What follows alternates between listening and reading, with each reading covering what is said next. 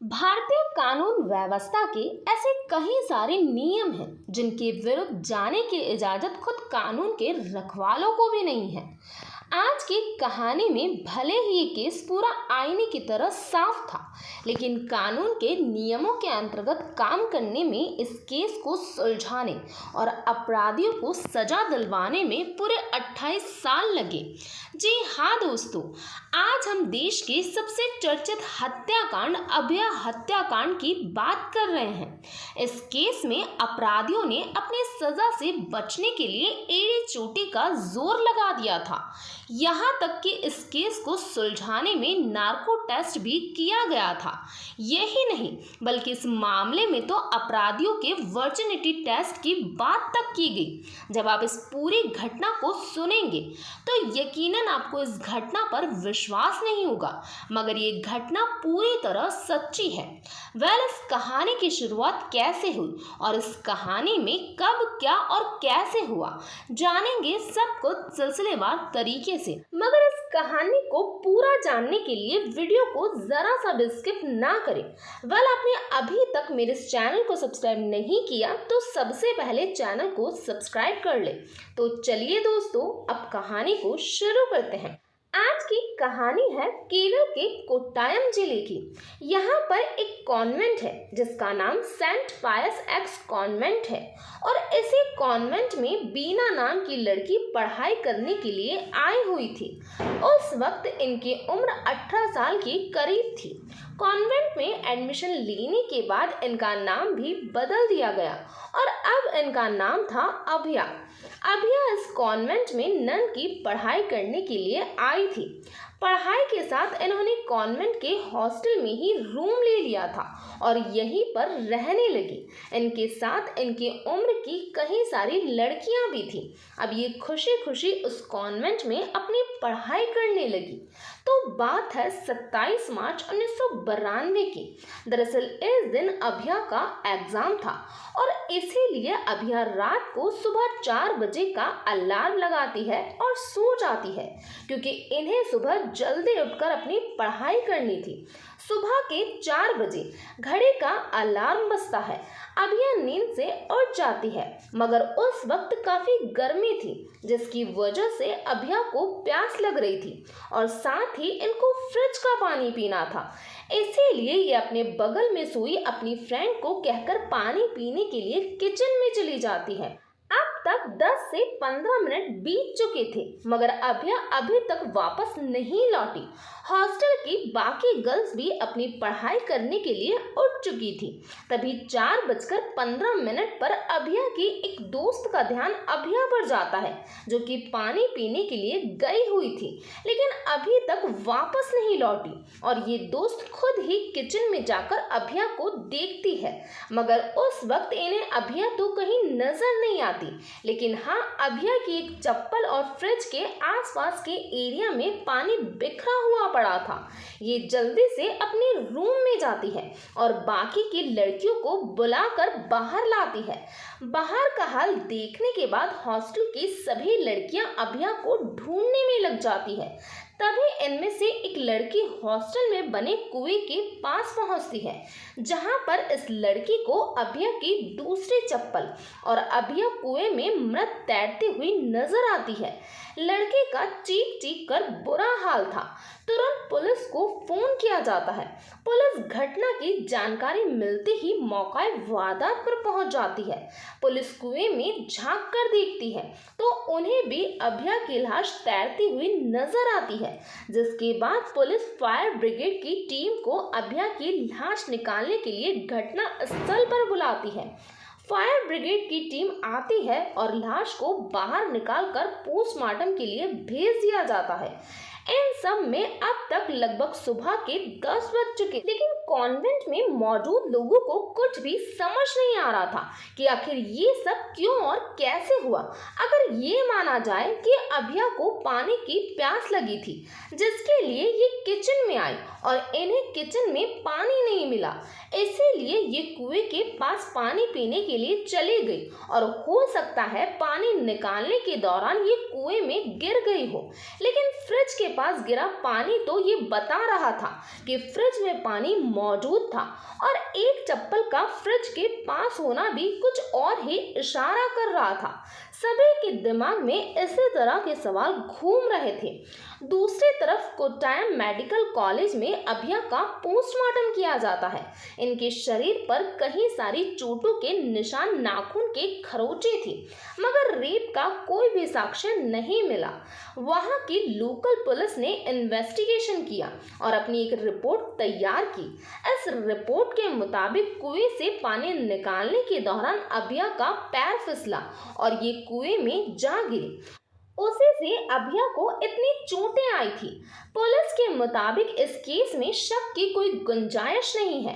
ये सारी बातें सुनने के बाद कॉन्वेंट की कोई भी नन इस बात पर भरोसा करने को तैयार नहीं थी कि अभया की मौत महज एक हादसा है।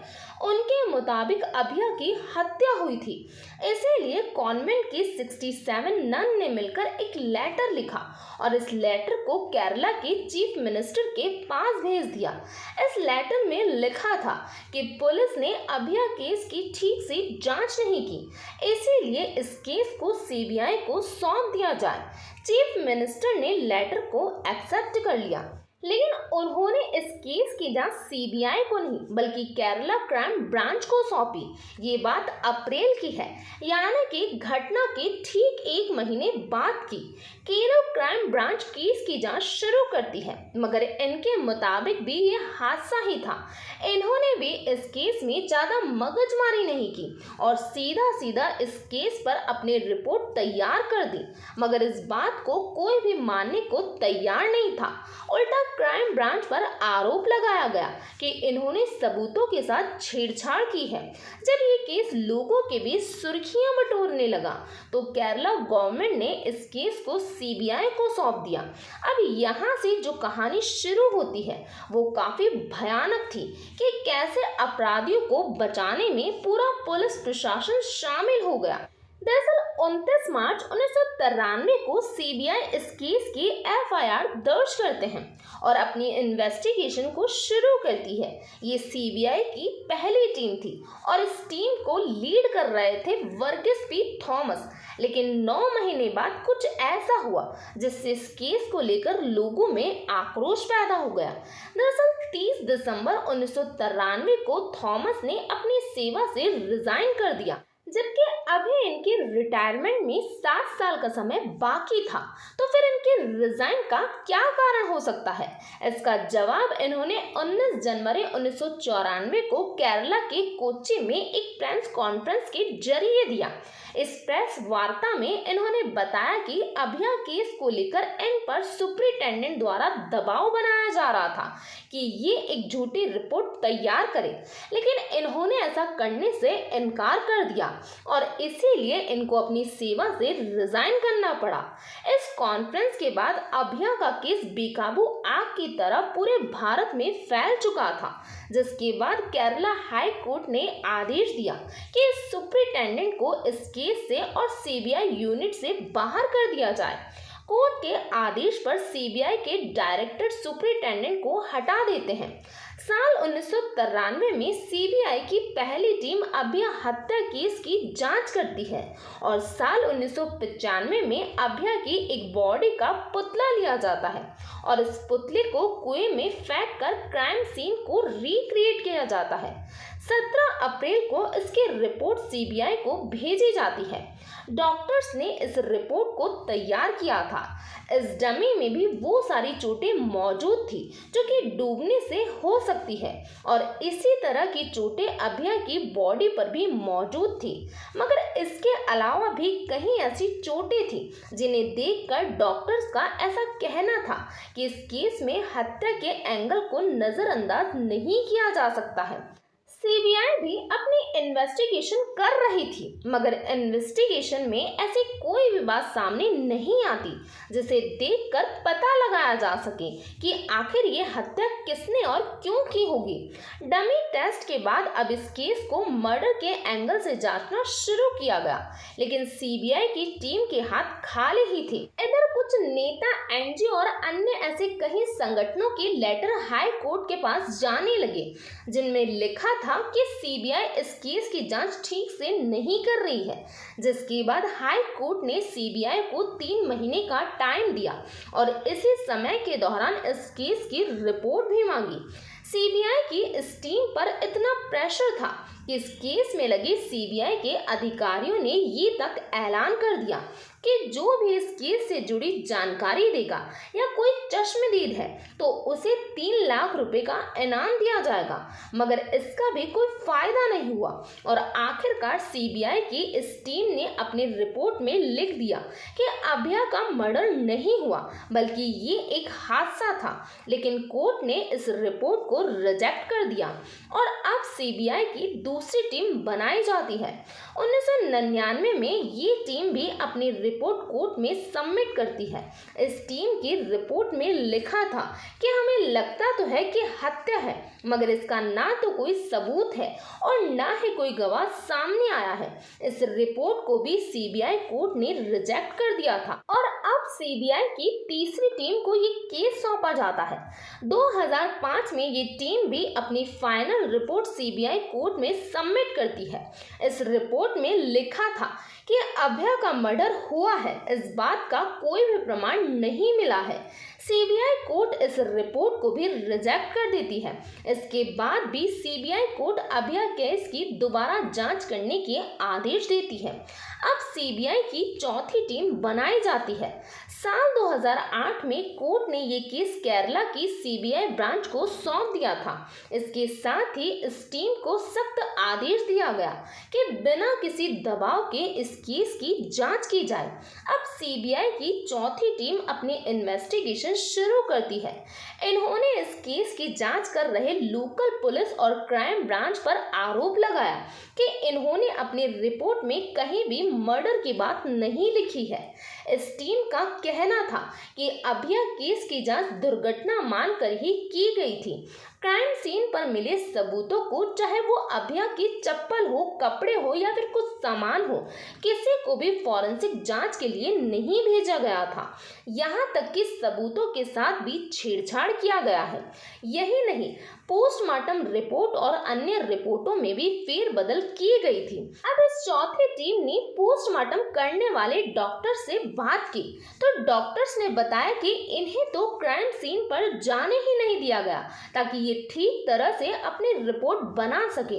डॉक्टर के मुताबिक इन्होंने पोस्टमार्टम रिपोर्ट में ये भी लिखा था कि अभया की बॉडी पर 6 ऐसी इंजरी है जो कि डूबने की नहीं थी बल्कि ये किसी और ही वजह से हुई थी। लेकिन ये बात सामने नहीं आई क्योंकि रिपोर्ट को तो पूरी तरह बदल दिया गया था। ये केस अब पूरी दुनिया में सुर्खियां बटोरने लगा था, जिसकी वजह से हर न्यूज चैनल की ब्रेकिंग न्यूज बन चुका था और इसी ब्रेकिंग न्यूज के चलते कहानी का चश्मदीद सामने आ गया जिसका नाम था राजू अड़क्का। दरअसल राजू ने एक न्यूज चैनल में अभया केस के बारे में खबर सुनी। न्यूज देखने के बाद राजू अड़क्का सीबीआई की टीम के पास पहुंचता है। ये सीबीआई की टीम को बताता है कि ये पेशे से चोर है और उस दिन ये उस कॉन्वेंट में चोरी करने के लिए गया हुआ था।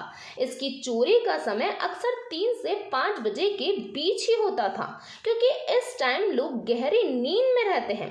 इस चोर ने ये भी बताया कि उस दिन इसने कॉन्वेंट में 2 फादर और एक नन को अभया को कुएं में फेंकते हुए देखा था। चोर राजू का ये बयान सीबीआई की टीम के लिए काफी अहम था।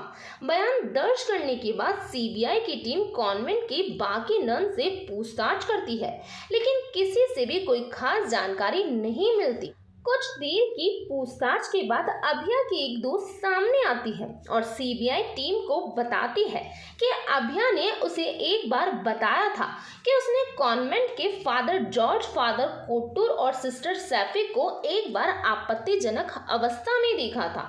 अब पुलिस अंदाजा लगाती है कि हो सकता है उस रात भी अभया ने इन तीनों को आपत्तिजनक हालत में देखा हो और किसी को पता न चले, इसीलिए इन सब ने मिलकर अभया को मार डाला हो। लेकिन इन तीनों से सीधा जाकर पूछने पर ये अपना मुंह नहीं खोलने वाले और ये केस पहले ही काफी सुर्खियों में था। इसीलिए सीबीआई की टीम ने कॉन्वेंट के दोनों फादर और नन के नार्को टेस्ट की अर्जी कोर्ट में दायर की, जिसे कोर्ट ने भी एक्सेप्ट कर लिया। अब इन तीनों को नार्को टेस्ट के लिए बेंगलुरु भेजा जाता है। इस टेस्ट को करने वाली डॉक्टर का नाम था मालिनी। नार्को टेस्ट की वीडियोस 3 सीडी में रिकॉर्ड की जाती है, क्योंकि तीनों के अलग अलग नार्को टेस्ट किया जाता है। इन सीडी को केरला हाई कोर्ट में भेजा जाता है, लेकिन बाद में पता चलता है कि इन सीडी के साथ भी फेरबदल की गई थी। अब हाई कोर्ट डॉक्टर मालिनी से जवाब मांगती है और साथ ही उनसे ओरिजिनल वीडियो की मांग करती है, लेकिन इससे पहले डॉक्टर मालिनी कोर्ट के सवालों के जवाब दे, उससे पहले ही उन्हें उनकी नौकरी से बर्खास्त कर दिया गया था। इसका कारण ये था कि डॉक्टर मालिनी फर्जी दस्तावेजों पर नौकरी कर रही थी। अब हाई कोर्ट को जवाब देने वाला कोई नहीं था। जो सीडी कोर्ट के पास आई थी, अब कोर्ट उन सीडी को सीडीआईटी के पास भेजती है। जब सीडीआईटी इन सीडी की जांच करती है तो पता चलता है कि इन तीनों सीडी को लगभग 20 बार एडिट किया गया था। इस रिपोर्ट के बाद Kerala high court CBI team को आदेश देती है कि 10 दिन के भीतर उन्हें ओरिजिनल सीडी ला कर दी जाए, मगर इससे पहले ही केरला के एक लोकल न्यूज़ चैनल पर ये सीडी चल गई। टीवी पर चलने वाली इस सीडी में दोनों नन और फादर अपनी कहानी सुना रहे थे, किस तरह इन्होंने उस रात इस घटना को अंजाम दिया था। 27 मार्च को सिस्टर अभिया 4 बजे उठती हैं और ये पानी पीने किचन में जाती है, मगर इन्हें सिस्टर सैफी के रूम से कुछ आवाजें आ रही थी, इसीलिए दरवाजे को खोलकर अंदर देखती है तो अभिया को कॉन्वेंट के दोनों फादर और सिस्टर सैफी आपत्तिजनक हालत में नजर आते हैं। इस बार सैफी अभिया को देख लेती है। जैसे ही अभिया बाहर की तरफ जाना शुरू करती है तो सिस्टर सैफी अभिया के सिर पर एक हथौड़े से हमला कर देती है। हथौड़े का ये वार इतना जोरदार था कि अभिया वहीं पर गिर पड़ती है, जिसके बाद दोनों फादर अभिया को उठाकर कुएं में धक्का दे देते हैं। वैसे कोर्ट में इस नार्को टेस्ट को 100% रियल नहीं माना जाता, क्योंकि ये बयान ड्रग के नशे में दिया जाता है। जब ये बात सामने आई तो कुछ लोगों द्वारा हाई कोर्ट को एक चिट्ठी लिखी गई और इस चिट्ठी में लिखा था, अगर इन तीनों का गुनाह अभी भी साबित नहीं हुआ है तो सिस्टर सैफी का वर्जिनिटी टेस्ट करवाया जाए ताकि सच सबके सामने आ सके। इस बात पर सिस्टर सैफी ने ऑब्जेक्शन उठाया और सिस्टर सैफी ने कोर्ट से इस बात को खारिज करने की मांग की। कोर्ट ने भी ये कहते हुए वर्जिनिटी टेस्ट से इनकार कर दिया कि ये एक महिला की गरिमा के लिए ठीक बात नहीं है, जिसके बाद तीनों के नार्को टेस्ट के बयान सीबीआई की रिपोर्ट में दर्ज होते हैं और इन्हें सीबीआई की कस्टडी में ही रखा जाता है, मगर इनको जेल गए 1 साल भी नहीं हुआ और ये तीनों 2009 में जमानत पर बाहर आ जाते हैं, जिसके बाद फादर जॉर्ज को तो इस केस से बरी कर दिया जाता है। धीरे धीरे ये केस ठंडा पड़ता जा रहा था और आखिरकार 2019 में इस केस की पहली सुनवाई की जाती है और करीब 28 साल बाद 2020 में ये केस अपने अंतिम छोर पर आता है, जब राजू के बयान के आधार पर सिस्टर सैफी और फादर कोट्टूर को उम्र कैद की सजा सुनाई जाती है। तो ये था पूरा मामला। इस घटना के बारे में आपका क्या कहना है, प्लीज़ कमेंट बॉक्स में बताइए। तो आज के लिए इतना ही, थैंक यू।